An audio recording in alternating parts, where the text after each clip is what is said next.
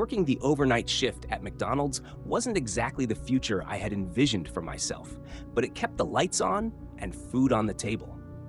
The McDonald's I was assigned to was the only 24-hour spot for miles, sitting in the middle of nowhere with just a rundown gas station and an old, barely functioning motel nearby. I didn't mind the isolation much, at least not at first. But after a while, I started noticing things that didn't sit right with me. It all began in my second week.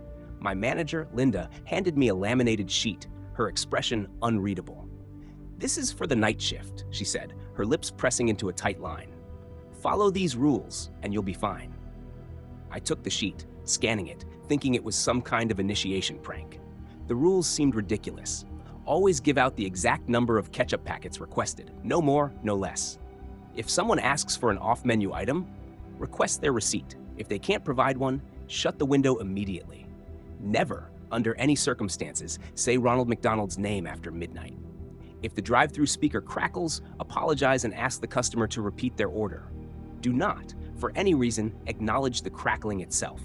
If the fryer turns on by itself, drop exactly 3 frozen fries into the oil, then shut it off. Keep doing this until it stops acting up. "You're joking, right?" I asked, a chuckle slipping from my lips. "Is this some weird initiation thing?" Linda didn't laugh. She simply patted my shoulder and said, "Just follow the rules, and you'll be fine." That night, I settled into the routine. It wasn't too bad, just a handful of tired truckers and one guy who pulled up asking for something called a mesa. I figured it was some forgotten item from an old menu, and politely told him we didn't carry it. He gave a disappointed grunt before driving off. With the lobby closed, I had the dining area all to myself. I spent most of my shift wiping down the soda fountains and scrolling through TikTok to pass the time. Occasionally, my gaze drifted to the life-size Ronald McDonald statue in the corner. It was one of those fiberglass figures from the early 2000s, seated on a bench with an arm stretched out as if inviting someone to sit beside it. The paint on its face was chipped, and there was an odd smudge on one of its eyes, making it look like it was winking. I had heard whispers about that statue before. Supposedly, the costume it was modeled after was still locked away in storage upstairs, untouched for decades. Linda had joked that it was too haunted to throw out. I figured she was just messing with me. Then around 2 a.m., things got weird. I was restocking the napkins when the fryer suddenly roared to life, the bubbling oil hissing and popping. I froze, my mind scrambling for an explanation. Then I remembered the rule: 3 fries. Grabbing a handful of frozen fries, I hesitated before tossing exactly 3 into the fryer. The oil sizzled angrily, and a moment later, the fryer shut off. "Okay," I muttered under my breath. "That's totally normal." Shaking off the unease, I made my way back to the drive-thru window. That's when I noticed a car waiting, an all-black sedan with heavily tinted windows. The thing was, I hadn't heard the intercom crackle, and no order had come through. My stomach knotted as I hesitantly opened the window. The driver, completely silent, handed me a receipt. It was blank. What did you order?" I asked, my voice coming out unsteady. The driver said nothing. Instead, they raised a pale hand and pointed at the menu board. I followed their gesture and then looked back, only to feel my breath catch in my throat. The hand was no longer a hand. It had transformed into a jagged, bone-like claw. "Sorry, we're closed," I blurted, slamming the window shut. For a moment, the sedan just sat there, its headlights flickering like a dying bulb. Then, slowly, it reversed out of the drive-thru and disappeared into the night. I leaned against the counter, struggling to calm my racing pulse. What the hell was that? Before I could make sense of it, the intercom crackled. My body went rigid as I hesitantly grabbed the headset. "Welcome to McDonald's. May I take your order?" I asked, my voice barely above a whisper. Static. Then a deep, guttural voice rasped, "I'll have a Happy Meal. Hold the Happy." I yanked the headset off and hurled it onto the counter. Linda hadn't been kidding. This shift was going to be hell. Trying to shake off the lingering terror, I took a long sip of my lukewarm coffee, hoping it would help me snap back to reality. It didn't. The dining area was eerily still, save for the low hum of the ice machine and the occasional sound of cars whizzing past on the highway. My gaze kept drifting back to that damn Ronald statue in the corner. It was still winking at me. "Huh, I muttered under my breath, forcing out a weak chuckle, pretending I wasn't losing my mind. At exactly 3 a.m., the true chaos began. The first customer rolled up, a man draped in a long trench coat, his face swallowed by the shadows of a wide-brimmed hat. His order was straightforward, nothing out of the ordinary, a Big Mac combo with extra pickles. I forced a smile as I handed over the bag, trying to suppress the unease creeping up my spine. But as his vehicle pulled away, something felt undeniably wrong. The headlights weren't casting any light onto the pavement. In fact, his car didn't even have headlights. Or wheels. It wasn't driving, it was floating, gliding away without making a sound. Before I could even begin to wrap my head around what I had just seen, another car approached. This one was a battered old minivan, its hazard lights flickering erratically. The driver, a woman with lank, stringy hair hanging limply over her face, stared at me with eyes that were too wide, too unblinking. Her skin was so pale it almost looked translucent. She ordered a large black coffee, her voice devoid of any warmth or inflection. As I prepared the drink, I could feel her gaze never once leaving me, like she was studying something deeper than my appearance. I hesitated before sliding the cup toward her. "Here you go," I said, hoping she would take it and drive off. But she didn't move. Instead, her lips curled into a grin, an unnatural, stretching smile that reached disturbingly close to her ears. "You forgot the sugar," she murmured, the words slithering out like a threat. I blinked, my fingers tightening around the counter's edge. You said black." Her grin widened, impossibly so. I changed my mind. A shiver crawled up my spine as I snatched a sugar packet and tossed it into the bag. She didn't thank me. She simply drove off, her laughter, low, distorted, lingering in the air long after she had disappeared into the night. By now, my hands were trembling. Something was wrong with these people. No, these weren't people. They looked human at first glance, but small, disturbing details kept giving them away. An elongated finger here, teeth that were too sharp there, and their cars. Some had no tires, some were missing entire roofs, and one was completely empty. Yet, the intercom still processed their orders as if there was someone there. The rules became my only source of stability. Every time the intercom crackled, I would politely ask the customer to repeat their order. It felt ridiculous, unnecessary. But whenever I followed through, the static would fade, and a customer, one that seemed at least slightly normal, would appear at the window. Or, at least as normal as anyone could be at 3:30 a.m. When the fryer switched on by itself, I followed protocol, carefully dropping exactly 3 fries into the oil. The machine hissed and bubbled, but it didn't act up beyond that. I told myself that if I just followed the rules, I would make it through the shift, but everything fell apart when I broke one. At precisely 4 a.m., a sleek red sports car pulled up to the window. The tinted windows hid the driver's face, but when he rolled one down, I was met with an effortlessly charming smile. He handed me a receipt, but my stomach twisted when I looked at it. Blank. Not a single printed word or number. The rule echoed in my mind. If they don't have a valid receipt, close the window. But the man looked so normal, so casually amused by the situation. His neatly styled hair and the smooth confidence in his voice made me hesitate. "Sorry about that," he said, holding up his hands in an easy shrug. "System glitch, I guess. Can I just get a milkshake?" I knew what I should have done. I should have shut the window, turned away, but against all better judgment, I found myself nodding. "Sure thing." The moment I turned to grab the milkshake, the air shifted. The temperature plummeted, a biting chill wrapping around me like an unseen force. My breath fogged up as I spun back around, only to find the man gone. The sports car still sat there, humming softly, but the driver's seat was empty. A thick, black mist seeped from the open window, curling unnaturally in the air. Behind me, something creaked. My head snapped toward the source, the Ronald McDonald statue. It hadn't moved, and yet it felt closer. The bench it sat on had shifted forward, only slightly, but enough to be noticeable. Its painted smile seemed sharper, more mischievous than before. A low crackle broke through the silence. The intercom. But this time, it wasn't static, it was breathing. Slow, deliberate, ragged breaths. My hands clenched into fists as I stared at the headset, paralyzed. And then a whisper slithered through. "Ronald doesn't like mistakes." A shudder raked down my spine, my blood turning to ice. Who is this?" I choked out. The voice didn't answer. Instead, it murmured, "Look behind you." My heart slammed against my ribs as I forced myself to turn. There was nothing.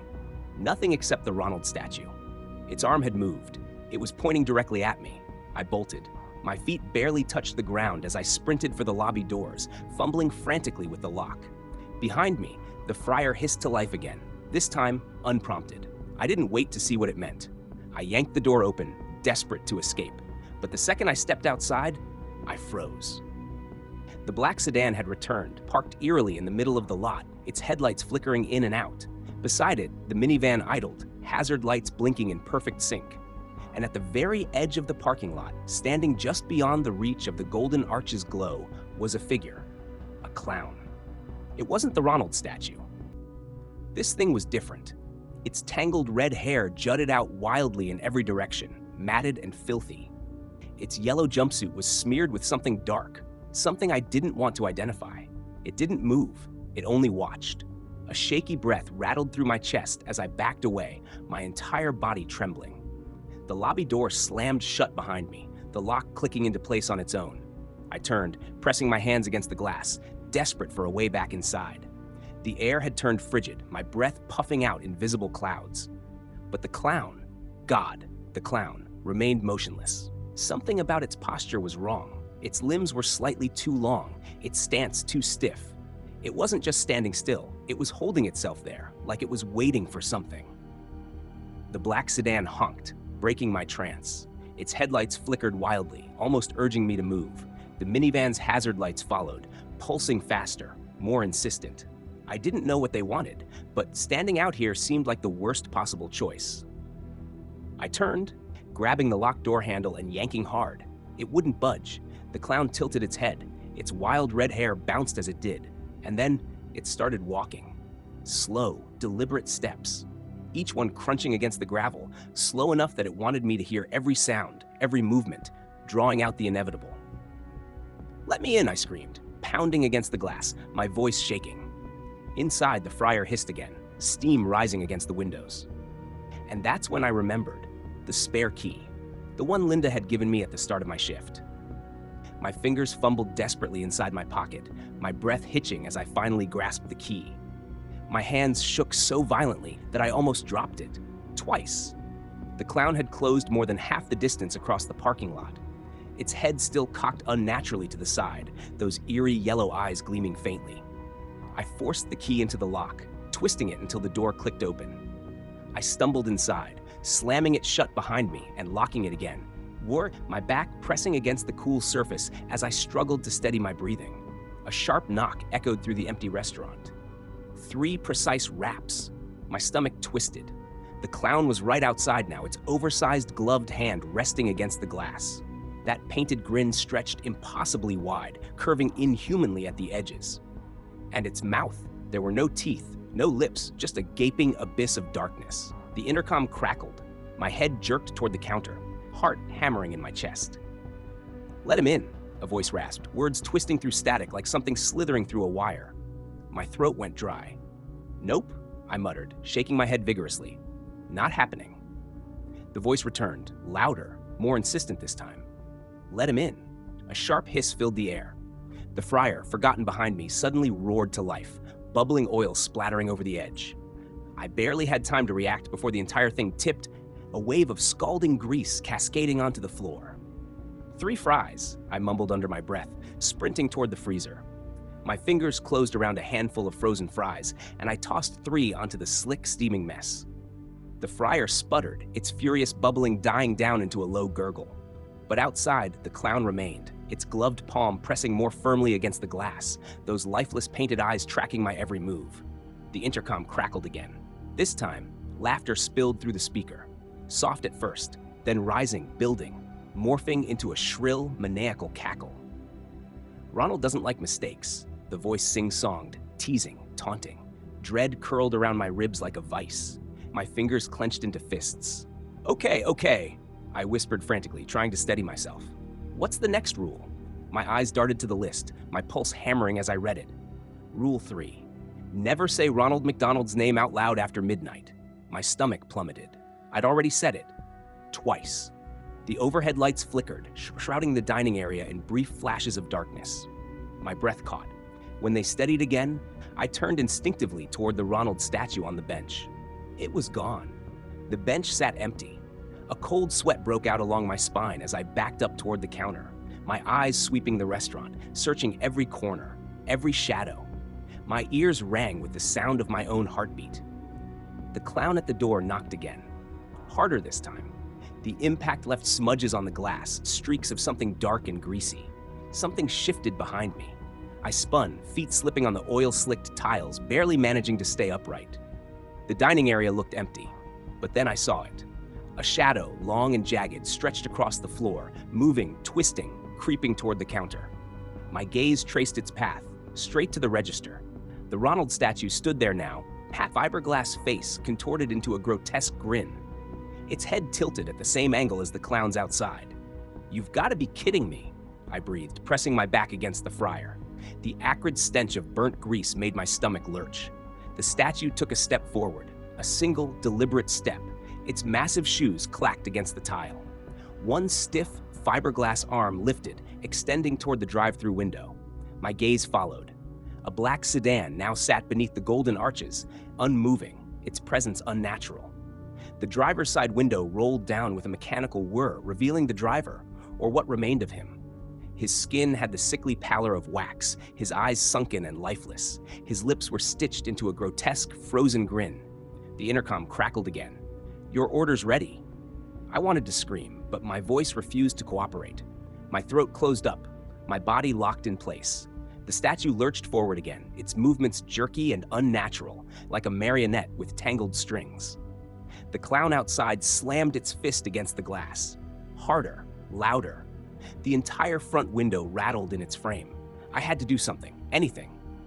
But the rules hadn't prepared me for this. The lights overhead flickered again.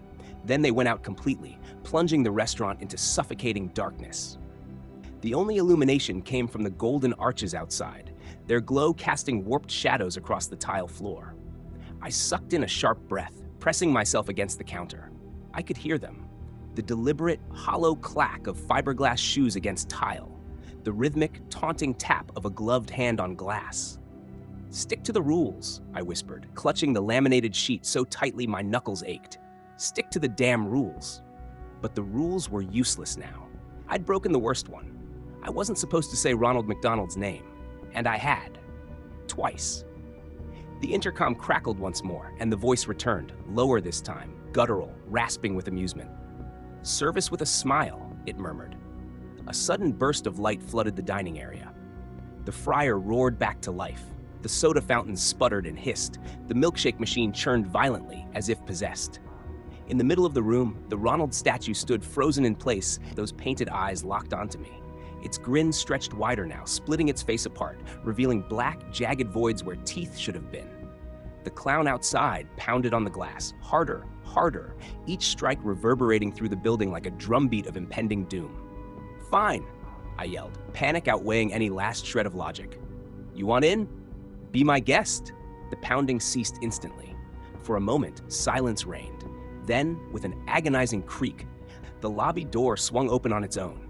The clown stepped inside. Its massive shoes squeaked against the greasy floor. Up close, it was worse, so much worse. The face paint was cracked and peeling, exposing patches of rotting, mottled flesh.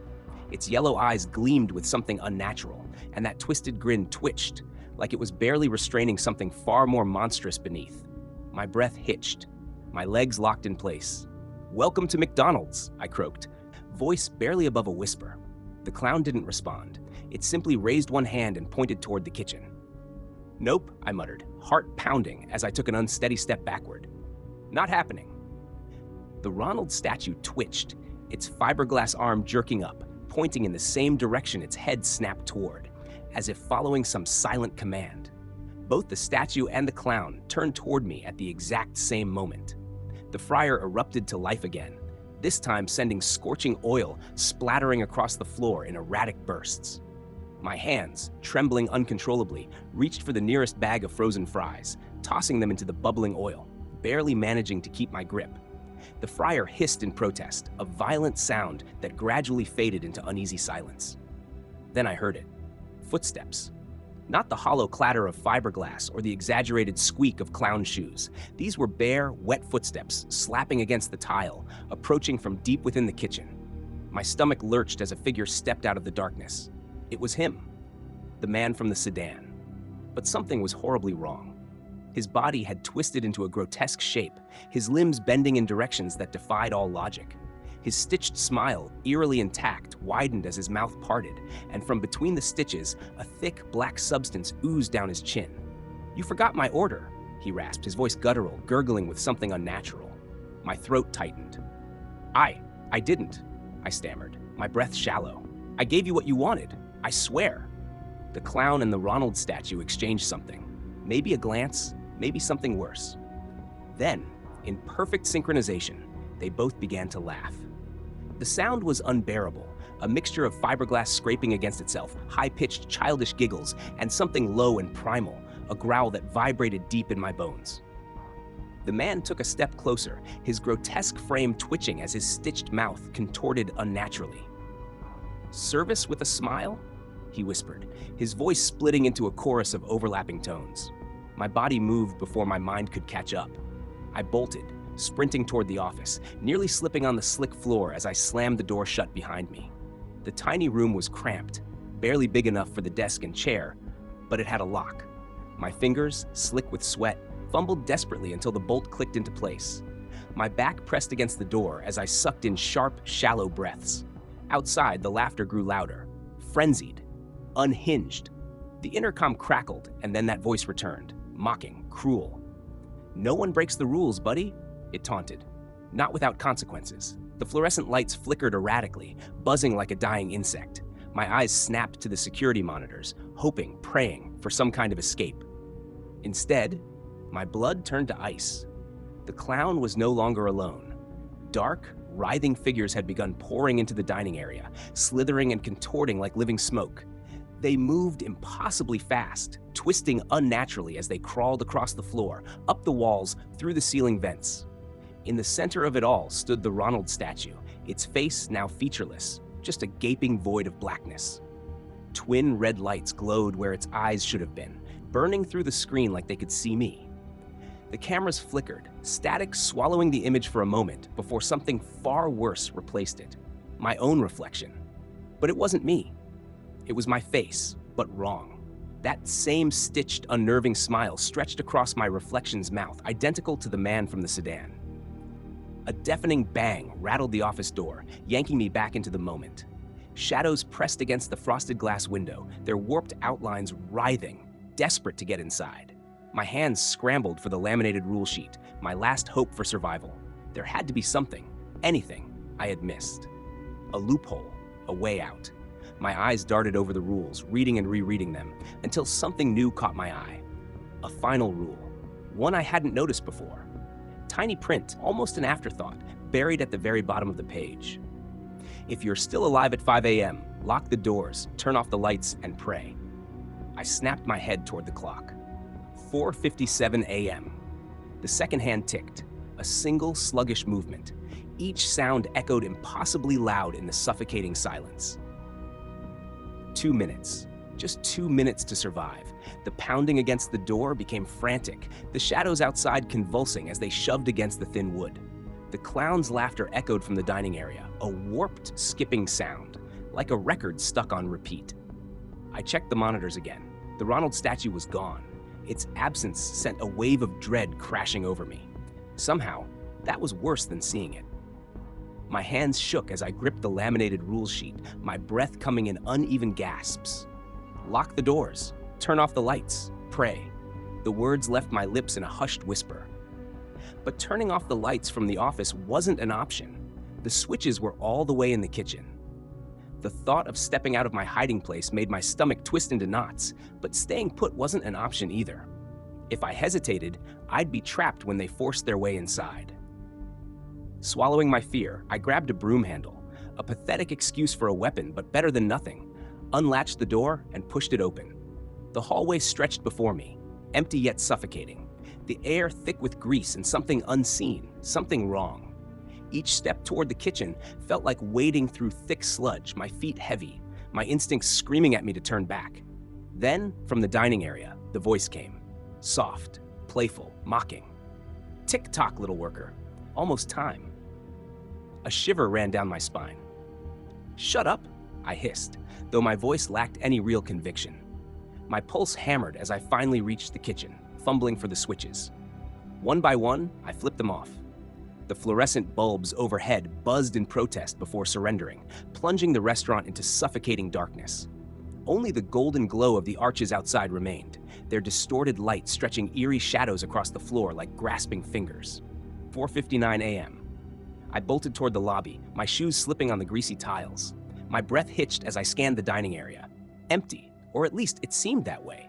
The shadows on the walls pulsed unnaturally, shifting, coiling, as if alive. My gaze darted to the drive-through window. The black sedan and minivan still idled outside, their headlights blinking in eerie synchronization. Watching.